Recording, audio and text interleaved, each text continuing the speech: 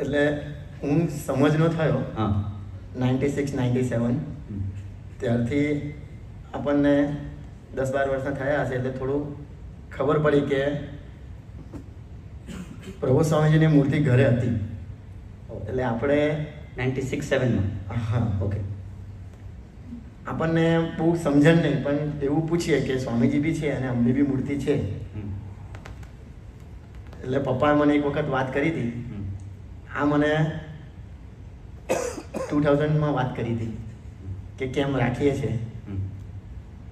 તો કે સતુ પપ્પાજી આવી રીતના ઘરે ડેલી સત્સંગ કરવા માટે આવે એટલે એમને કીધું હતું કે જો સ્વામીજી આપણને કહેતા હોય કે પુરુષોત્તમ નારાયણને હર પહેરવા માટે આવીએ છીએ, તો જો પુરુષોત્તમ નારાયણ હોય તો એ ગુણાતીતાનંદ સ્વામી બી હોય જ અને સાથે જ હોય.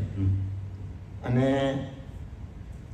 સતુ પપ્પાજી કહેતા હતા કે ગુણાતીતાનંદ સ્વામી છે એ જે ગુણાતીત છે એ પ્રભુ સ્વામી છે જ. તો એટલે બીક લાગે છે. ના ના બધા જ છીએ એમ કીધું એટલે રિલેક્સ થઈ જાઓ તમે. એટલે પછી પપ્પાને આવું થોડું કન્ફ્યુઝિંગ હતું. કન્ફ્યુઝન ચાલ્યા કરે કે ચાલો છે બિકોઝ વાતો સાંભળે સમાગમ કરીને. પછી એક દિવસ પપ્પાને ચાની સેવા હોય, મોટા સમયા હોય એટલે કેન્ટીનમાં ચા બનાવવાની સેવા હોય. શિબિર હોય 2-3 દિવસની, કાં તો સમય હોય એમાં ચા બનાવવા માટે જવાનું.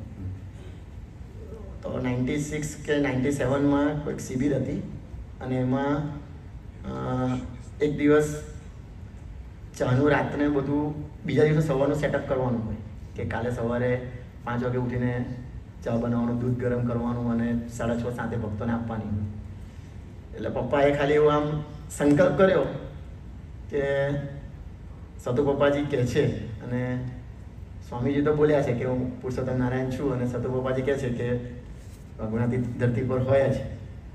તો કે જો એ હોય ખરેખર તો કે કાલે સવારે હું કેન્ટીનમાં છું, એ મને જગાડવા માટે આવે, એમના ચરણાવીને મારા માથા પાસે હોય.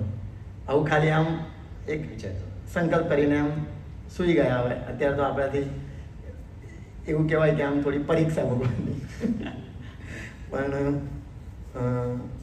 સવારમાં 4:30 થયા, 5 થયા તો બી પપ્પાથી ઉઠાવ્યું નહોતું એ દિવસે. 5:15 વાગે પપ્પાએ મને કીધું કે પ્રભુ સ્વામી પધાર્યા કેન્ટીનમાં.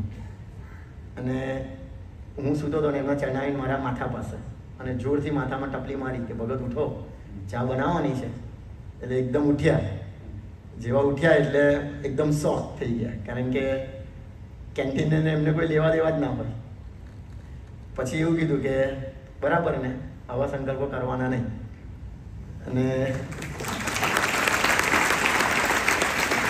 એટલે તમે જે વાત કરી કે એવું કઈ